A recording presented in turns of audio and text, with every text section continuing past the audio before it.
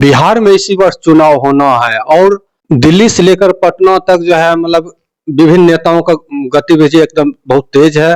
आज जो है मोहन भागवत का बिहार दौरा है और 2 दिवसीय दौरे पर बिहार आए हुए हैं। मोहन भागवत का बिहार दौरा है, इसको किस नजर से आप देखते हैं? लेकिन लोकतंत्र में हर व्यक्ति स्वतंत्र है कि वो अपना दौरा करे। मोहन भागवत जी आरएसएस, जो कि एक तथाकथित सांस्कृतिक संघ होना चाहिए, उसके वो प्रमुख हैं और वो आते हैं, मगर सभी जानते हैं कि आरएसएस का हिडन एजेंडा सामाजिक समरसता को दूर करने वाला होता है और कहीं ना कहीं सांप्रदायिक वातावरण को खराब करने वाला होता है।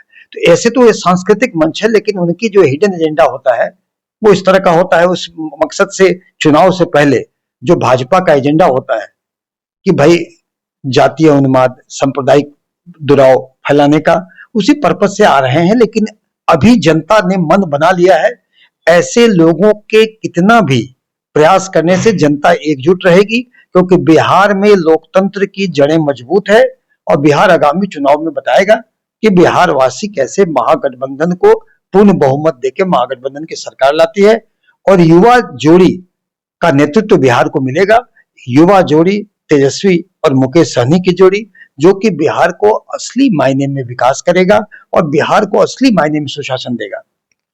इधर तो चिराग पासवान भी जो है युवा में एकदम प्रखर माने जाते हैं एनडीए की तरफ से जो है, और उनका एकदम विजन भी है। इसको किस लिहाज से देखते हैं? पिछले देखिए, चिराग पासवान जी एक युवा नेता हैं, लेकिन अभी एनडीए के घटक दल का शीर्ष नेतृत्व ने अनेकों बार कह रखा है कि उनके सीएम फेस नीतीश कुमार जी हैं और नीतीश कुमार जी के साथ तो मैं 15 वर्षों तक काम किया हूं।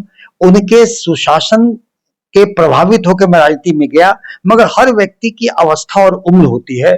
उनकी शारीरिक और मानसिक स्थिति अब परफॉर्म करने लायक नहीं है, लेकिन उनके इर्द गिर्द बैठे लोग उनको वास्तविकता से परिचय नहीं कराते हैं और भाजपा सत्ता का मलाई चाटने के लिए उनको दिखा करके शासन कर रही है डायरेक्टली। और ऐसे में बिहार कहीं ना कहीं पूरे देश में एक हंसी का पात्र बन रहा है।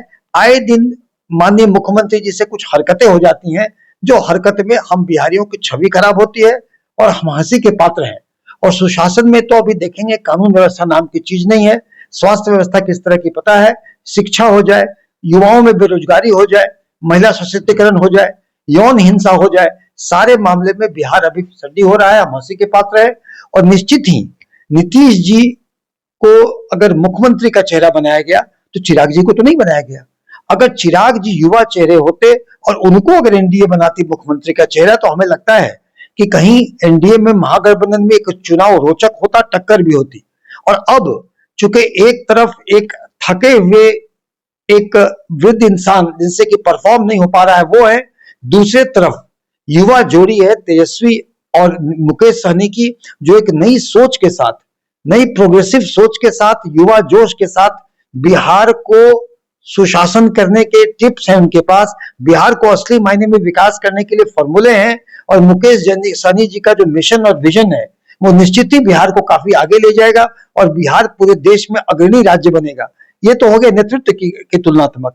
दूसरे तरफ राजनीतिक चीजों की तुलनात्मक भी देखें तो अभी जो एनडीए में है, एनडीए में बहुत बिखराव है। उपेंद्र कुशवाहा क्या करेंगे किसी को नहीं पता है। चिराग पासवान जी के आए दिन बयान बदलते हैं, कभी कहते हैं बिहार आ रहे हैं, हम बिहार में 243 सीटों पर लड़ेंगे, कभी कहते हैं हम ये, कभी तो ऐसे में जितने भी घटक दल है उसमें कोई एक सामंजस्य नहीं है। उसके विपरीत अगर महागठबंधन के ले महागठबंधन में तो जैसे कांग्रेस का थोड़ा अलग राग है, मतलब उनका भी स्टेटमेंट आ रहा है क्या कि हम जो है अभी महागठबंधन में सीएम फेस क्लियर नहीं है, जैसे तेजस्वी जी को नहीं मानना है। पिछले दिन का कृष्णा अल्लाह का एक बयान आया। नहीं, ये नहीं कहा कि नहीं मान रहे हैं, उन्होंने जो बयान दिया उस बयान का ठीक है अभी का, लेकिन सीएम फेस में तेजस्वी के अलावा और है कौन महागठबंधन में? आप तो बताइए, जितने घटक दल हैं क्या कोई दावेदार है? क्या कांग्रेस में कोई दावेदार है सीएम फेस का? मुकेश सहनी जी तो अनेक बार कह दिए कि तेजस्वी मुख्यमंत्री बनेंगे और वीआईपी का उप मुख्यमंत्री बनेगा। क्या माल्येदार संभाले तो सरकार में ही नहीं है। तो जो भी देख ले महागठबंधन में दावेदारी कहां है? चेहरा तो एक ही है, तेजस्वी का चेहरा है। ठीक है, उसके अनाउंसमेंट जब होगा तब होगा, लेकिन उसमें कोई किसी ढंग का विरोधाभास नहीं है। अब ठीक है, घटक दल के लोग चाहते हैं कि बहुत सारे फैसला एक साथ हो जाएं, वो उनकी आकांक्षा है। 12 तारीख को फिर मीटिंग होगी कोऑर्डिनेशन कमेटी की, लेकिन वहां नेतृत्व पर कोई किसी प्रकार का प्रश्नवाचक चिन्ह नहीं है और कोई दावेदार है ही नहीं। इसके अलावा देखेंगे तो महागठबंधन में कोऑर्डिनेशन कमेटी बन चुकी है। महागठबंधन में पंचायत स्तर तक सारे घटक दल के कार्यकर्ता मीटिंग कर रहे हैं और जनता के बीच जा रहे हैं और चट्टानी एकता के साथ हैं। इसके विपरीत एनडीए नारंगी एकता के साथ है। नारंगी एकता का मतलब हो गया कि अगर छिलका हटा देंगे तो फाके फाक अलग हो जाएगा, तो वही है, उसमें एकता नारंगी एकता है। वहां पर एनडीए कह रहे हैं कि हम बहुत मजबूत है और मतलब एक मंच पर है और मजबूती से हम जो है सारा फेस करेंगे। महागठबंधन को तो मान ही नहीं रहे हैं, मतलब उतना मजबूती वो बता ही नहीं रहे हैं महागठबंधन। देखिए, वो जो कह ले, आए दिन इन लोगों का तो होता है कि भाई अगर अगर हरियाणा में के मुख्यमंत्री ने हरियाणा में कोई बयान दे दिया सम्राट चौधरी जी को लेके, तो यहाँ कोप भवन में यहाँ के मुख्यमंत्री चले जाते हैं और भाजपा का सारा नेता उनको मनाने चल जाता है। तो कहीं ना कहीं सुरक्षा की भावना तो है। आए दिन न्यूज आता है कि मुख्यमंत्री यहाँ रहेंगे वहां रहेंगे, ये तो उनका हाल हो गया। चिराग पासवान जी का तो मैंने बता ही दिया। उपेंद्र कुशवाहा जी का अलग अलग उनकी जो राग होती है, और आप देख ले तो हम पार्टी के नेतृत्व में अलग राग करता है। अब उनके कहने से कि एक है तो वो क्या कहेंगे, हम अलग अलग हैं, लेकिन अंदर में जिस तरह की कवायतें हो रही हैं, हर व्यक्ति देखिए उसमें महत्वाकांक्षी है।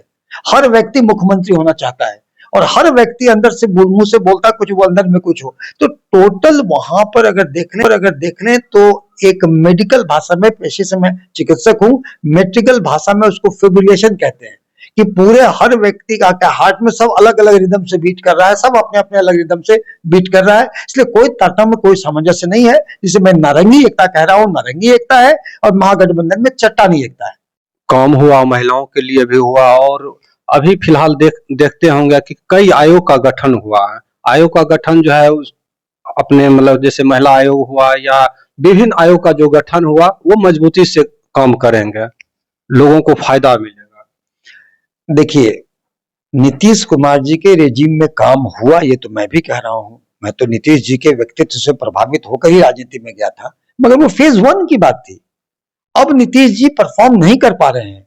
जितने आयोग का गठन हो रहा है, वो आयोग का गठन अपने कार्यकर्ताओं को एकजुट करने के लिए कि वो छिटक नहीं जाए चुनाव के पहले, एकजुट करने के लिए मंशा से हुआ है। अगर कार्यकर्ताओं को हित देखते हो तो पहले करते गठन ये चुनाव के वक्त क्यों?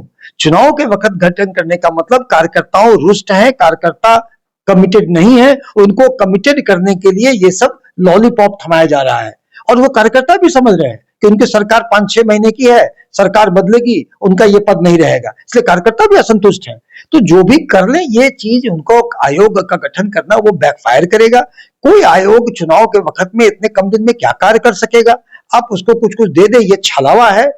या तो कार्यकर्ताओं को कुछ मिला है तो वो जानते हैं कम देने के लिए हमें छला गया है, और जिनको नहीं मिला है वो जानते हैं कि देना नहीं चाहते हैं, क्योंकि ये लोग गिने चुने लोग एनडीए में नेतृत्व का अपना मलाई चाटते हैं और अपने आप में सीमित रहते हैं। कार्यकर्ताओं की अनदेखी करना और उपेक्षा करना इन लोगों की फितरत है।